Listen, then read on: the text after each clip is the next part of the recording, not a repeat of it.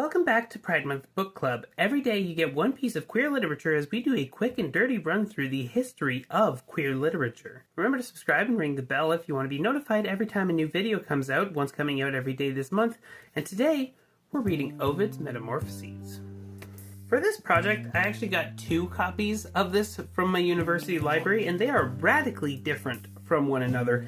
Every single translation of this work seems to turn entire passages into something entirely new. And while there is a certain amount of difficulty in translating ancient Latin, I would imagine, I'm not a translator, it doesn't seem to fully explain all of the differences and all the particular choices that certain translators are making. So with that in mind, always take everything from this book or about this book with a grain of salt, and let's just take a quick look at the poet Ovid. Ovid wrote a significant amount more about himself than his contemporaries like Virgil, so we do have a decently clear picture of his life. He was born the 20th of March, 43 BCE, and then died sometime between 17 and 18 CE. For some reason, that part's not very clear. In a tale apparently as old as time, his father wanted him to be a lawyer and wanted him to study rhetoric for that reason, but upon the death of his brother, he saw his life entirely differently and forsook the law entirely, dedicating himself to poetry instead. Ovid was a contemporary to many of the most famous Roman poets such as Virgil and Horace, although the latter he only claimed to have ever seen him recite his poetry, not to have met him personally. Ovid's early career consisted mainly of writing what amount to erotic elegies, and while this might seem like a strange combination, it seems to have worked out well for him. His first major work was titled Heroines, and it featured a series of heroines from mythology writing letters to their departed lovers.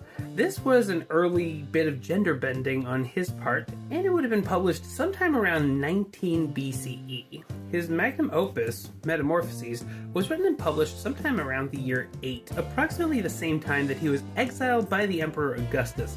Possibly because he was involved in an assassination plot against the emperor, possibly because he wrote works kind of in favor of adultery and therefore against the moral code of the emperor.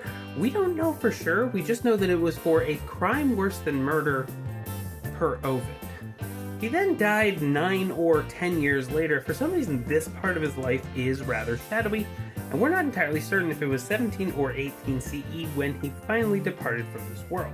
His seminal work, Metamorphoses, as the title would suggest, deals with tales of human transfiguration. It is a 15-book epic poem running through the broad strokes and specific details of Roman mythology from creation all the way through the deification of Julius Caesar. While this is not explicitly a queer text, the fact that human transfiguration is at its core makes that reading of it unavoidable. 2 of the stories that are very commonly cited in this regard are the story of Caenus and that of Hermaphroditus.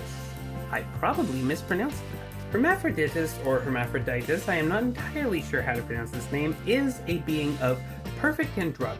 As their name would suggest, they are the child of Hermes and Aphrodite. This idea of perfect androgyny will be dealt with later on in the month with a different book. The story of Caenus is far more poignant, at least from my point of view. He was assigned female at birth, and his desire for manhood was not something that was innate, but they came as a reaction, and as him wanting to be impervious to future assault and trauma at the hands of Poseidon. So he asks for Poseidon to make him a man. Poseidon makes him a man and makes him impervious. But far from regretting this or pining for his lost femininity, he instead very happily takes up this new identity, this new manhood, which he has been granted, and he is pleased with it. And so this is often read as a trans story. Like I said, this isn't a queer story in the same way as most of what we will cover this month, but more in how it is read, how it is interpreted, how it is received by its audience. Now, let's read some. He made an offer. "I'll give you anything you wish, my dear.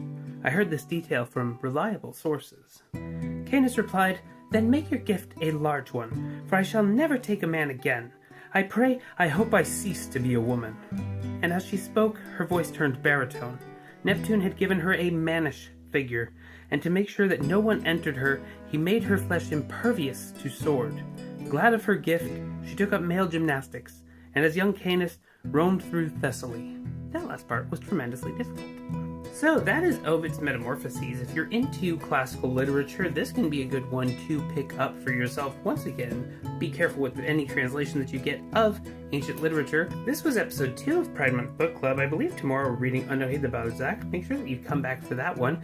And as always, have a wonderful, wonderful night, my lovelies. Happy Pride!